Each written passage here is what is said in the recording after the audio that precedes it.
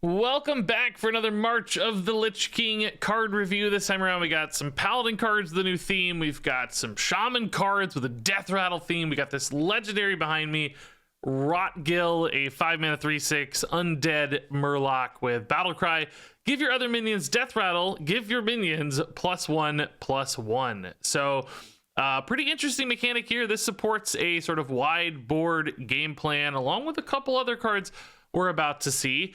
And you have 3 or 4 minions on board, you plop down your Rotgill, you give them all this Death Rattle, and suddenly every time one dies, the rest of the board gets bigger.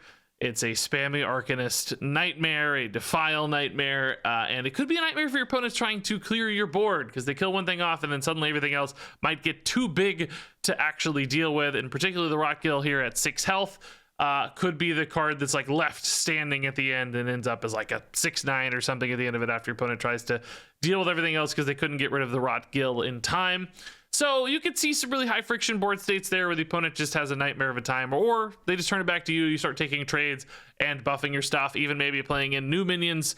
The next turn, trade something in and buff that new minion, and so on.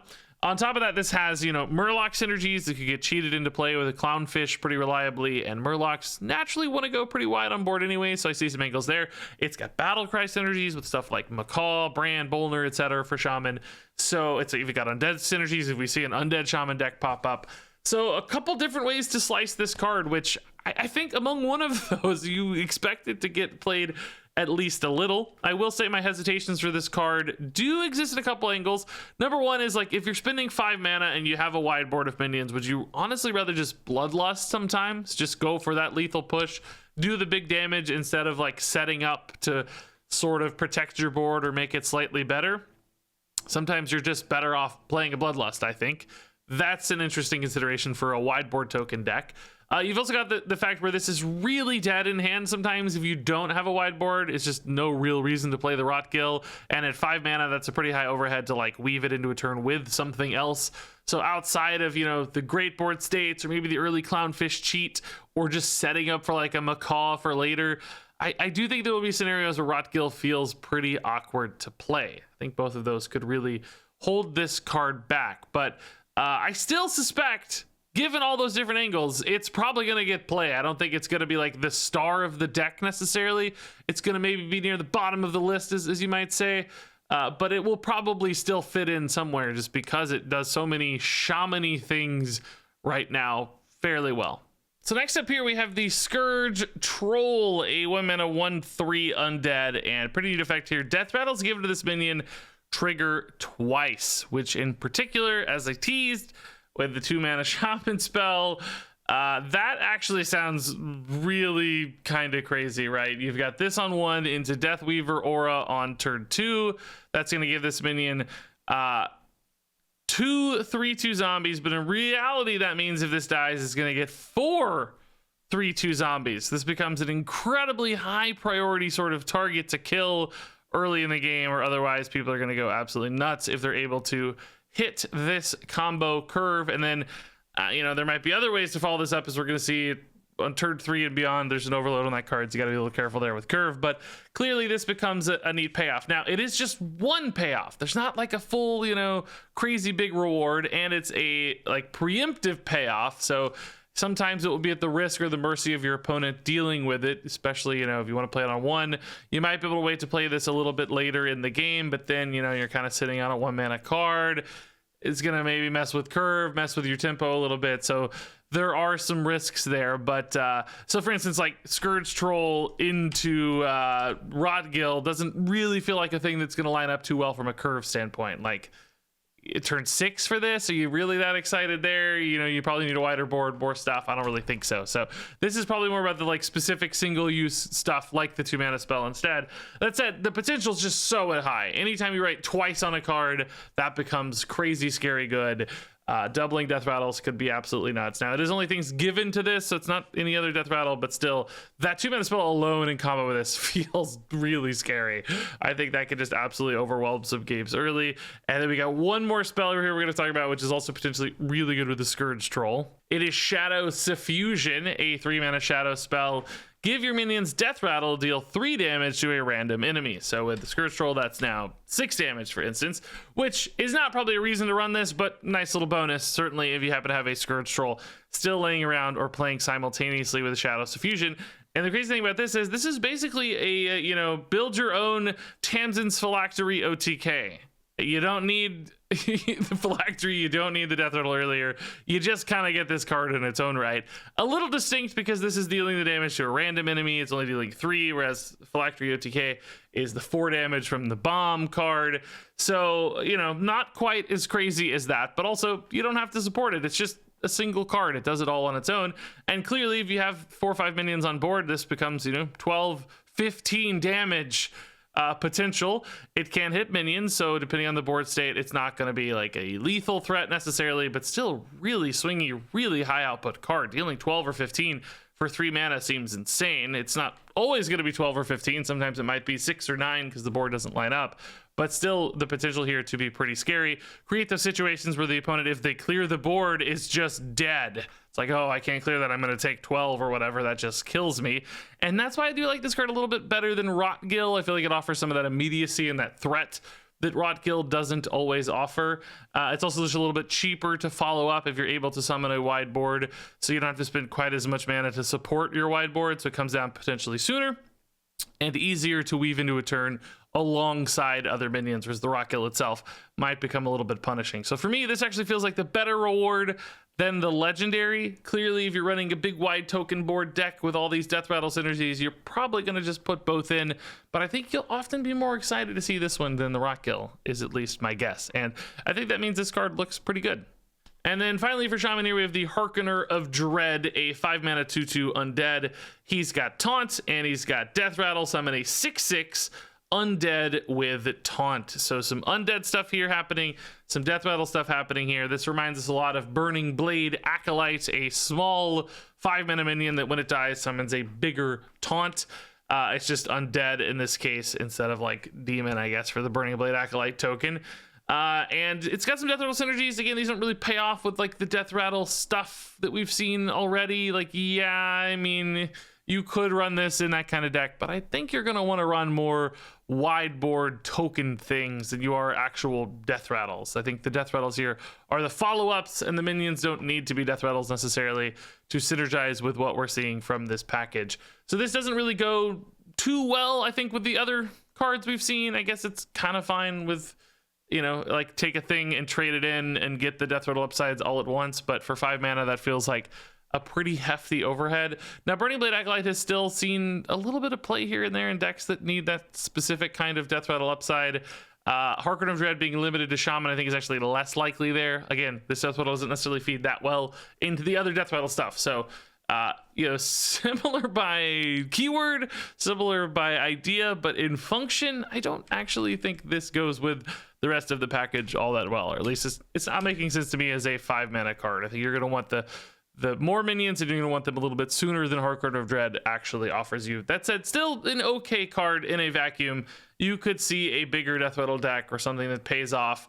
Undead in particular still caring about Hearkener of Dread a little bit. This is the model or shape of a card that has worked all right in the past. So next up, we have some Paladin minions with an interesting blood theme. These are all about dealing damage to your hero and being, I would say, like a powerful, aggressive aggro package. Now, there's no payoff for this stuff dealing damage to your hero, and Blizzard said they're revealing cards within their like synergistic packages this time around. So I think this one's more about the theme being connected than there being a real like mechanical synergy here. There's not some card that says like, oh, because you took all this damage, you're going to get some reward. I don't think we should expect that. These are just supposed to be downsides that kind of mitigate the power a little bit of these aggro cards. Because, for instance, the Sanguine Soldier here is a 1 mana 2/1 with Divine Shield. And, of course, that's just a really sticky, high-powered 1-drop. We've already seen so many 1/1 Divine Shields being run throughout Hearthstone history. And this is now a 2/1 with Divine Shield, which, of course, that creates some great trade opportunities potentially early, or just a minion that's really hard for your opponent to deal with and starts hitting face. And there's going to be some buff follow-ups you'll see very shortly that makes these sticky early aggressive Divine Shield minions, I think, really threatening. And honestly, that looks pretty good. I think This is the kind of card a lot of decks are going to be happy to play. The 2 damage is not going to matter in exchange for having like the best possible minion down on the board on turn 1, and I think the Sanguine Soldier will certainly vie for that honor, being a very powerful 1-drop. So next up here we have Seal of Blood. I think a really powerful buff option, like I mentioned. Remember, we also had for Quel'The the Loss in an earlier review, another nice minion buff potential there.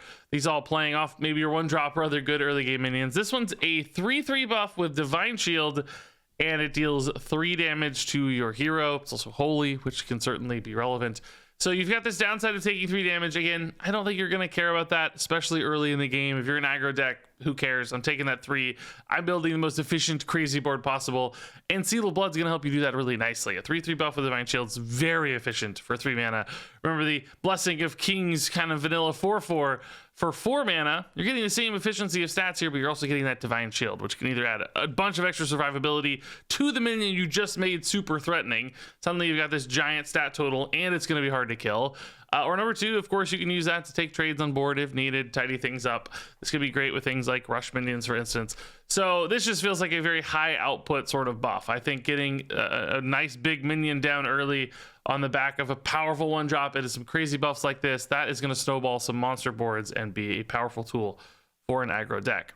So next up here, we've got Feast and Famine, a new 1-mana spell that will give your hero +3 attack this turn, and Mana Thirst 4, you'll get Lifesteal. So if you play this early enough, it's just straight up Smork. Maybe you use it to clean up a minion.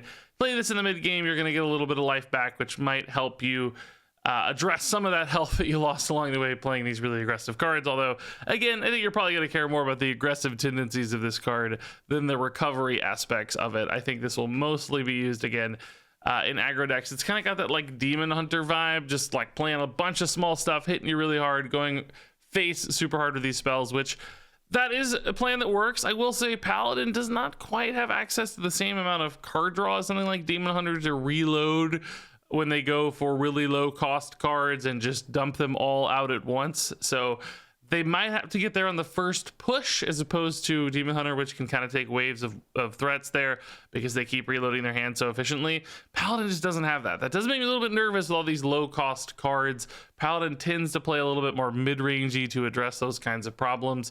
You know, getting each card getting you a turn's worth of stuff, whereas in this case you're playing like 3 cards per turn potentially.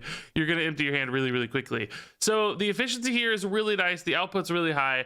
I think the question is, will all of these cards coalesce into something that can beat like Renathal decks, for instance? 40 health is a really big total to get to. Is there some way to build a deck that can actually run all of these efficient aggressive cards without running out of steam too easily? I think that's going to be a deck building challenge of sorts. So they're all individually good. I can see them each independently doing lots of crazy things. That does mean that even if they don't all come together into one deck, they might still find homes in different little decks, just because, like, you know, yeah, it's a 2/1 Divine Shield that fits fine in my, you know, mid-rangey hand buff deck, and that card's great. And then sometimes Feast and Famine might be, you know, cool little flexible removal tool in the mid game for a control paladin. I don't know. These all have so much strength that I think essentially they'll find homes, even if it's not necessarily all together in this like perfect little aggro deck. They just each make sense, and that's a good sign. So our final paladin card is Blood Crusader, a 6-mana 5/5 battle cry. Your next paladin minion this turn costs health instead of mana. So this is a way to cheat out some big stuff a little bit early here. I've seen some great examples like the Leviathan. Get that down, turn early on turn 6, get a 5/5, take a nice swing on board, draw a card, boom. It's a great turn 6, maybe even turn 5 with coin. And then things like the Countess, actually, since this is encouraging a little bit of a pure paladin line. You could play the Countess with Blood Crusader. You could even coin out Blood Crusader on turn 5, play a Countess with it. That's a 5/5 and a 7/7. That's a big board dump. And then on turn 6, you can actually play all 3 of your 2-mana Legendary Invitations and have a monster kind of 5/6 line. Or, you know, 6/7 without coin. That's fine too. And that could be some nice big mid-game threat dump. I could almost see this as the top end of an aggro-y deck, a little bit more mid-rangey perhaps if you're running some of the stuff, but still definitely on the more aggressive side, where you, again, don't necessarily mind risking as much health as long as you're able to you know, swing the board convincingly enough or overwhelm your opponent with enough scary stuff that it wins you the game. Also keep in mind with cards like Order in the Court that you can order your deck really nicely for Blood Crusader, put like 1 or 2 big things on the top, and then, you know, a couple Blood Crusaders, and they're all lining up really nicely. You know, play Order in the Court whenever you want, turn 3, turn 4 or something, and hit a couple of these to make sure you're getting them on time. And that also is a card that does help, by the way, address some of the problems of gassing out in an aggro deck. Like you'll be able to make sure you're drawing your best stuff in your aggro deck if you want to help you find the right curve to end the game, and this could certainly be a fitting card there. It is limited to Paladin minions, so, you know, you're not going to get like crazy Denathrius plays. I think a lot of the biggest, most awesome stuff right now is probably in the neutral set that you might want to cheat out. Paladin doesn't have that many great minions that are big. If we look at like 8, 9, 10 mana Paladin minions, I mean, you know, there's a few as always. Paladin has big cards. Let me pull these up for you real quick. Sorry, I'm stalling as I try to pull up these big cards. You know, Brasswing, Ragnos Lightlord, both solid. These could both be cards that also heal you back a little bit when you spend some of your life. Templar Captain's probably okay. Tyrion, I don't think holds up super well these days, but you know, a few options that I guess we got 7 ups to. Countess, like we said, Leviathan, you know, those are good options. So I don't think anything that's like absolutely crazy, but still, you know, significantly good to cheat out. And cheating cards out with 0 mana cost is of course very powerful in Hearthstone. And I think health cost, again, isn't that big of a deal with Renathal when you're just trying to end games quickly. I don't think that's quite as much of a downside as some people might expect. So I think Blood Crusader actually has a lot of potential. Cheating stuff out is powerful. This does it fairly soon at 6 mana, and some big lines I can see coming with Countess and so on make this pretty interesting. Rotgill is a 3-star card. Scourge Troll is a 5-star card. Shadow Suffusion is a 4-star card. Harkener of Dread is a 3-star card. Sanguine Soldier is a 4-star card. Seal of Blood is a 4-star card. Blood Crusader is a 4-star card. Feast and Famine is a 3-star card. And there you go, folks. That's it for this particular review. Let me know what you thought of these cards. Is Rotgill even crazier than I think, or is he just kind of solid like I think? I want to hear your thoughts and more in the comments below. Thanks so much for watching. Stay tuned for more reviews, and until next time, game on.